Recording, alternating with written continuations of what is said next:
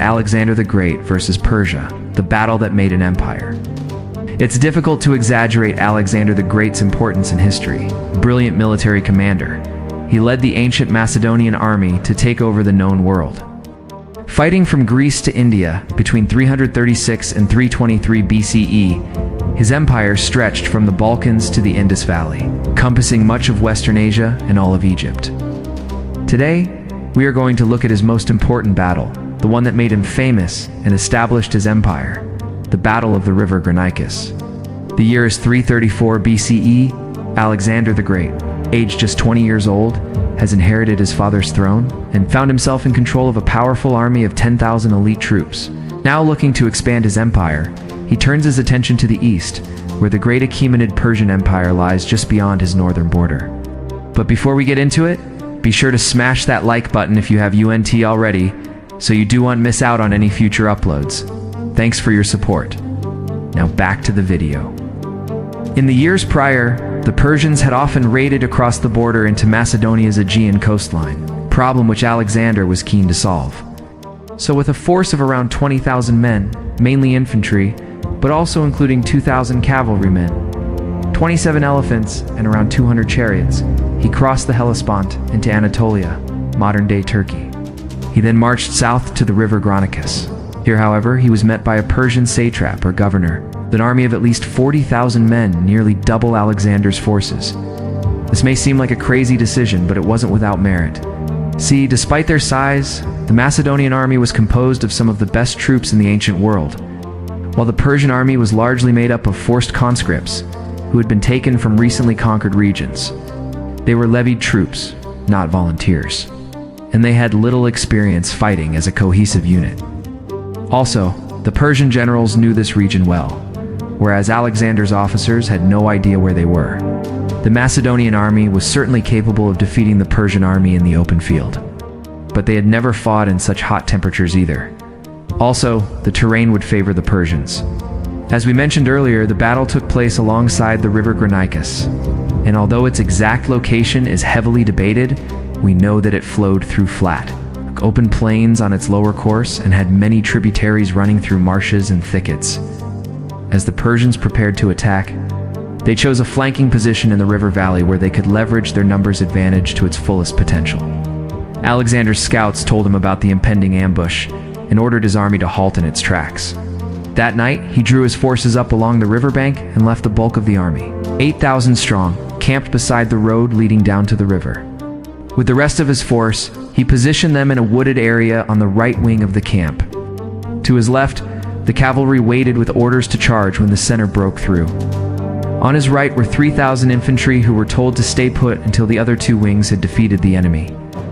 When dawn broke the following morning, the Persian army attacked. As they advanced, they pushed Alexander's vanguard back towards the river. But here the cavalry under the command of Parmenions struck, sweeping through the Persian ranks like a scythe through wheat. Though the cavalry routed large portions of the Persian army, others fled back to the center, rallying behind their infantry. The center proved stubborn, though, as they repelled wave after wave of attack. Their pikes formed an impenetrable wall that the Macedonians could not break through. Alexander decided to switch things up and brought his war elephants into the fray. These magnificent beasts tore through the enemy and sent them fleeing.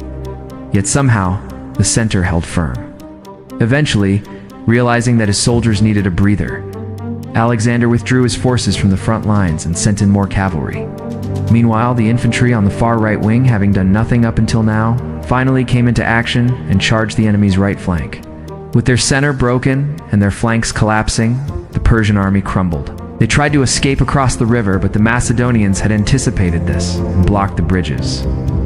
Soon, tens of thousands of Persians were being slaughtered as they attempted to flee the battlefield. Many threw themselves into the river where they drowned, while others fell victim to the Macedonian cavalry.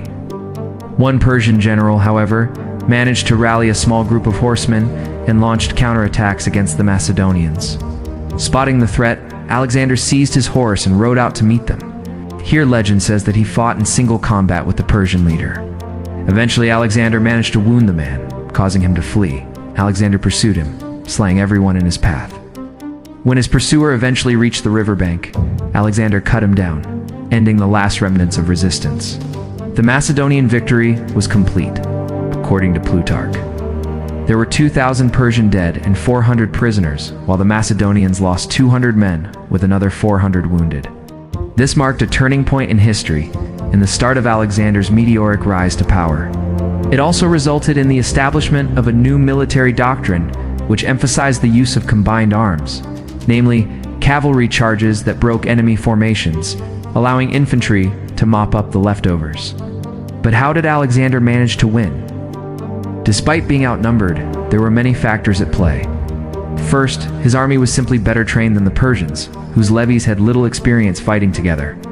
Second, the Macedonian companion cavalry played a vital role in the battle, breaking through the Persian lines and routing their center. Without this cavalry charge, it's unlikely that the Macedonians would have won. Third, Alexander's decision to hold back his army and only partially engage the Persians was a wise one. By conserving his forces, he was able to launch a surprise attack on the second day, catching the Persians off guard. Finally, Alexander's innovative tactics, such as the use of elephants to break through the Persian center, were key to his victory. He was willing to experiment and take risks, while the Persians relied on more traditional methods of warfare. But the Persian army wasn't entirely without its strengths.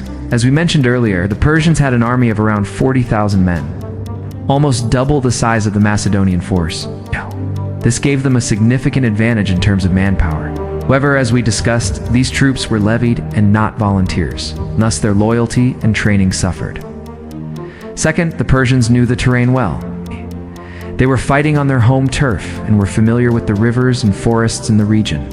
This allowed them to choose the location of the battle and set up ambushes.